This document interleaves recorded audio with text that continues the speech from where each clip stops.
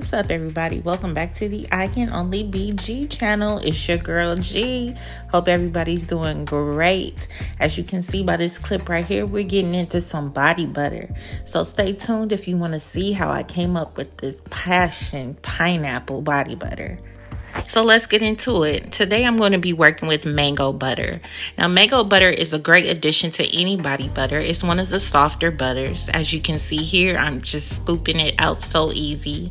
It's high in vitamin C, A, and E, and oleic acid, which is good for suppleness and moisturization, and it's also said to help with anti-aging. I'm also going to be using shea butter. So shea butter is another one of those soft butters. It's very moisturizing for the skin. It's high in vitamins A, E, and F, and it is non-comedogenic, meaning that it doesn't clog the pores and it's fast absorbing. I'm using raw unrefined shea butter, but yeah, I love shea butter, and it's super soft and it feels amazing. I'll also be using stearic acid in my formulation today. Stearic acid can be used as an emulsifier. An emulsifier is something that binds or blends oil and water together so that it doesn't separate.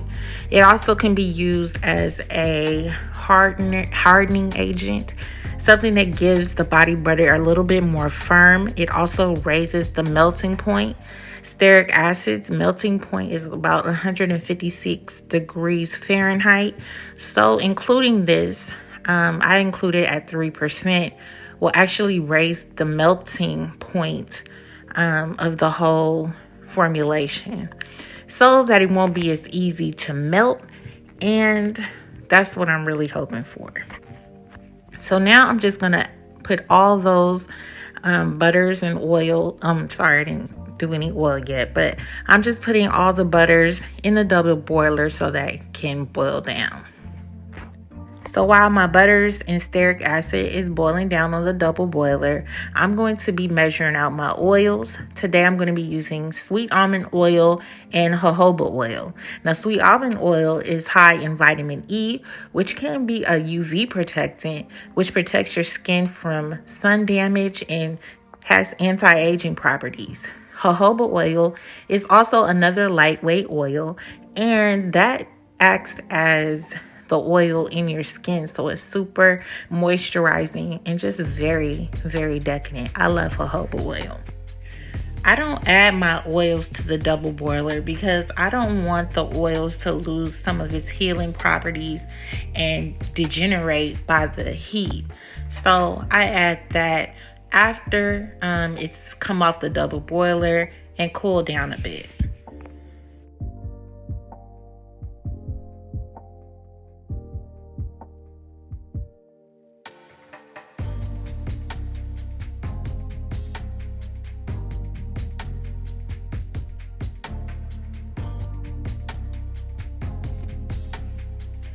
This is where I'm adding the jojoba oil. You just want to make sure that you get your formulation correct, your oil to butter ratios. I am using 40% butters and 20% oils. After the double boiling process, this is how the oil looks. I allowed it to cool down for a little while until it got to about 80 degrees Fahrenheit. Now I'm going to add in those oils. After the oils have been added, you want to give it a little stir, and then I'm going to place it in the freezer for a good 15, maybe 20 minutes so that it can semi-solidify, not frozen, but just take on a more solid form. We have now entered the cool down phase, and you're going to add these heat sensitive ingredients such as your fragrance oil, vitamin E oil, and your Arrowroot Powder. Vitamin E is a natural antioxidant, and it helps your oils from going rancid. So vitamin E is very important in your body butter.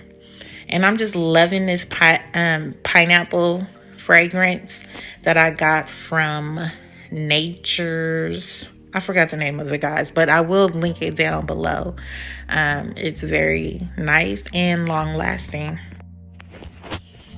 I will also be using 1% of Arrowroot Powder. Arrowroot Powder is incorporated into body butter to eliminate that greasy feeling, and it just makes your body butter feel so smooth and kind of fancy. I love Arrowroot Powder. I will be adding that at 1% as well. Once you are done measuring that, you're just going to set everything to the side, and we'll be adding that once we start whipping that body butter.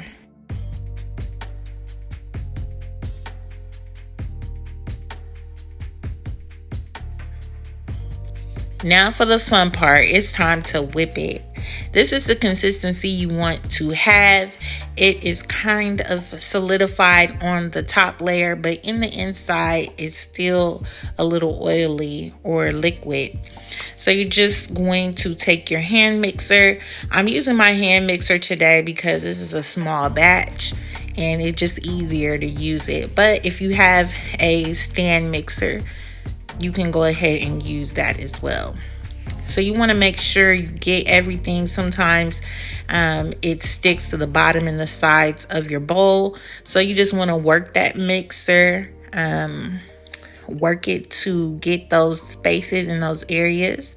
If you need to, use your spatula or spoon to scrape down your sides of the bowl so that nothing is unmixed. Everything is blended properly. After you mix for a little while, you will be adding those other ingredients, the vitamin E, your fragrance, and arrowroot powder. For some reason, I don't have the footage for that, but I did incorporate that at this time. Now you're just going to keep whipping and whipping that thing up. As you continue to whip, you're going to see that it's going to double in size. It's just going to keep getting bigger and fluffier and creamier.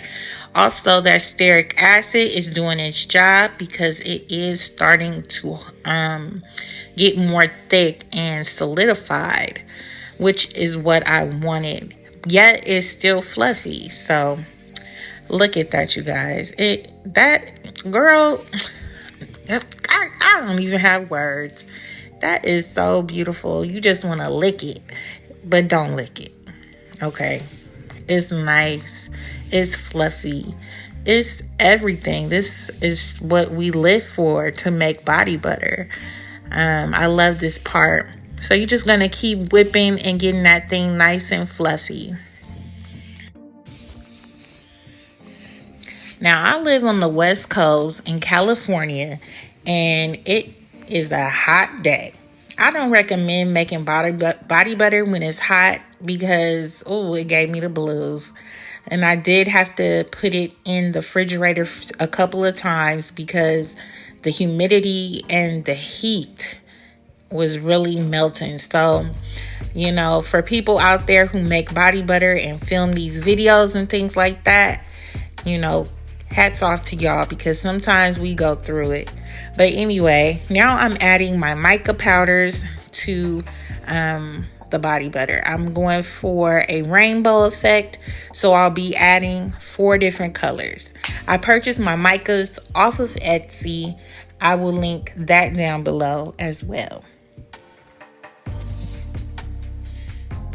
I'm just working these micas in. I love the colors that they produce. They're so pretty and vibrant. I'm really happy with them. And did y'all know?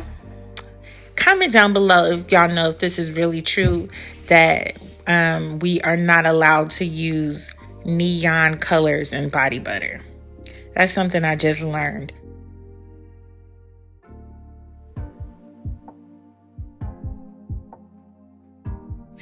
I'm just working these micas in, stirring them in by hand at first, and then I use my whisk to go ahead and mix it further so that I don't get any streaks.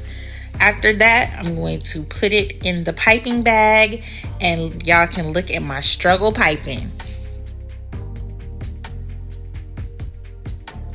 Now I'm just working these micas in, and then after I hand mix them, I use my whisk to blend them up a little bit to make sure everything's all whipped together so I don't get any streaks.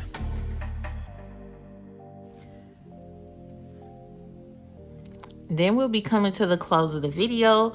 I'm just going to be piping everything into my containers. Now, don't judge me on my piping. Normally, I'm pretty good at piping. Like, that's the best part. But here lately, it's been a struggle and I don't know why. So don't judge me.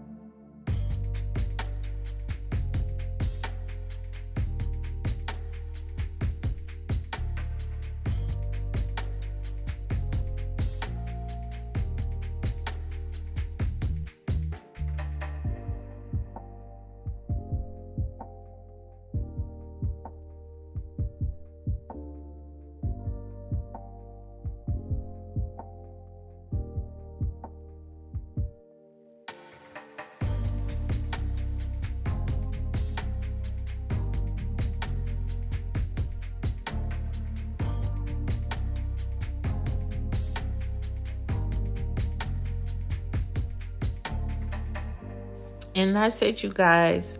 I think I'm gonna call this one Passion Pineapple, but I'm not sure yet. So if you found this video helpful, if you got anything from this video, go ahead and smash that like button and hit the subscribe button, and don't forget to share. I truly appreciate everybody who watched this video. Check out your girl at The Glow Keys on Instagram and I Can Only Be G, and come shop with us at www.theglowkeys.com. Until next time, you guys, peace out.